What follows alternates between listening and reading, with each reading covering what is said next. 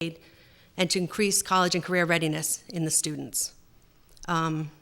It also gives us the opportunity to be part of planning and developing ed reform. Mm-hmm. Thank you. I'm sorry, what would we use it for? I would think that as a committee, we would set up a subcommittee and decide where the money would best be suited. You know, we have not discussed that as a committee at this time. Thank you. Mr. Carreiro, same question. The question was, where would I use the money? Race to the top. Yeah. Would you have been in favor of getting the money in the first place? And also, once getting the money, what would you do about it? I'd absolutely be in favor of getting free money. I think anybody would, right? I would use that money for, well, I guess we have to use it for career development for our students, but I think there's a lack of that in our school system. I think that we have a real increase in the applications for Diamond Regional, and I think that's actually reflected in this initiative. I'd like to see the students have better technology and be able to become certified in programs that are used in the private sector, such as Microsoft Word, Excel. I mean, a lot of people use Excel, but it's actually a very complicated program that the basics are easy to understand, but the program has a lot more to offer than just the basics. And there's certifications that we can offer for that. And I know with Joseph Case High School, we have a great computer program. We offer Java and Visual Basic Programming, which can be integrated with Microsoft Excel. And I'd like to see money go towards that. I like also to expand the visual design classes, the art classes. I'd like to integrate Photoshop with that and graphic design. And I think that those funds would be an excellent use for that. Thank you, Mr. Carreiro. The next question goes to Mr. Carreiro. Mr. Carreiro, part of the race to the top monies, what was involved was if you had an underperforming school, you could take a really good look at the principals and the staff of that school and make some decisions about whether they're to blame for the situation of underperforming or not. How would you approach that part of the equation? Well, we're lucky and fortunate enough not to have any schools that are underperforming at this time. But to answer your question, part of my campaign has been to institute faculty evaluations for administration. I'd like to see the teachers have an obligation to evaluate the administration, and then that evaluation would be presented to the superintendent, and the superintendent would present that information to the school committee, and then the school committee could make the determination from the superintendent's advice of what the superintendent feels is the problem, and then we could go from there. But I think this is something that hasn't been done. It's been done in other communities, but it hasn't been done in Swansea, and I'd like to see it done because I think it can uncover some areas that we can improve on that would have normally never been uncovered. Thank you. Thank you, Mr. Carreiro. I think, if we fall into a problem where we have underperforming schools, we do have evaluations at this time for everybody.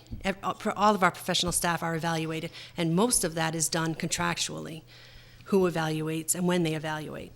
When we have a problem with anything, if we have a problem with our student scores, we have things in place to help them. We have services, we have tutorials. So I think if you're looking at an underperforming school, you certainly have to look at scores on the tests and where we're at, and we put a lot into play. We've set up reading specialists, we've set up math specialists for students that are underperforming or that haven't achieved proficiency on MCAS. So, we're already doing this. We're not an underperforming school, but we already have put into play, help for the students, help for the teachers. We have professional development second to none in technology, and we have formative and summative assessments, data collection where the data for our students is right at the teacher's fingertips. We use School Brains and Study Island so that the teachers know exactly what's going on, and there's collaboration between one school to the next, especially when you've got your K-2 schools going to your 3 to 5 and your 3 to 5 going to the junior high school, et cetera. So we have teacher teams, and all of that we've put into play without having to worry about underperformance. Thank you. Thank you, Mrs. Freitas. The next question goes to Mrs. Freitas.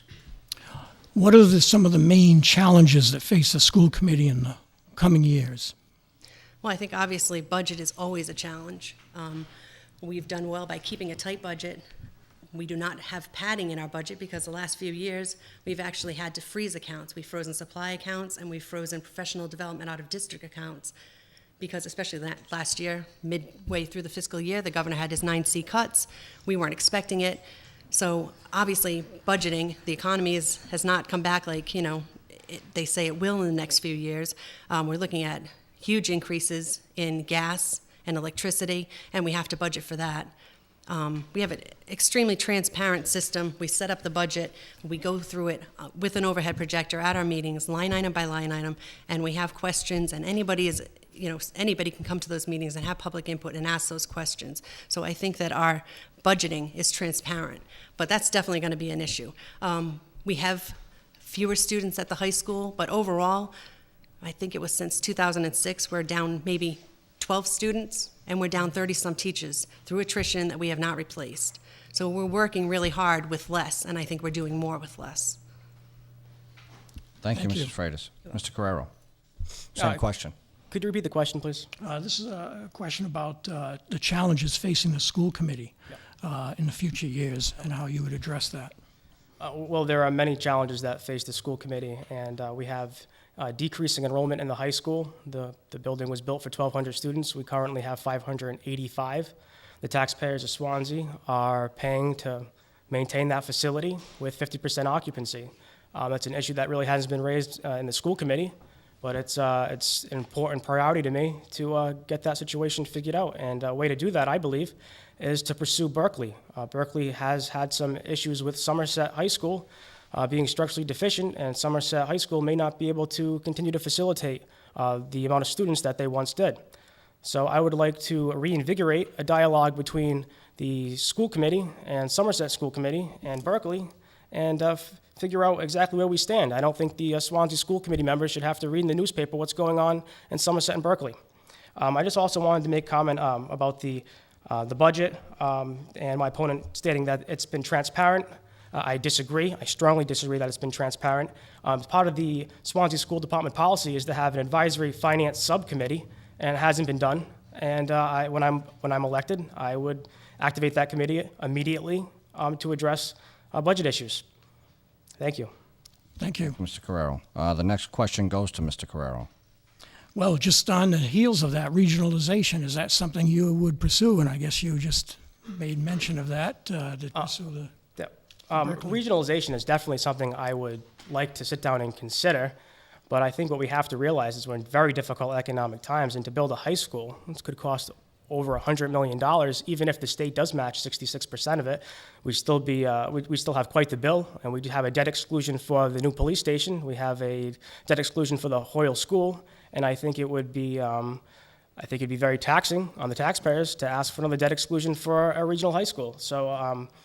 Like I said, I'm open to the idea. I'd like to sit down and talk to these committees about this, but I'm more open to the idea of bringing Berkeley to Swansea because that would bring $2 million to the Swansea school system. We would see improvements district-wide. Right now, I believe the Berkeley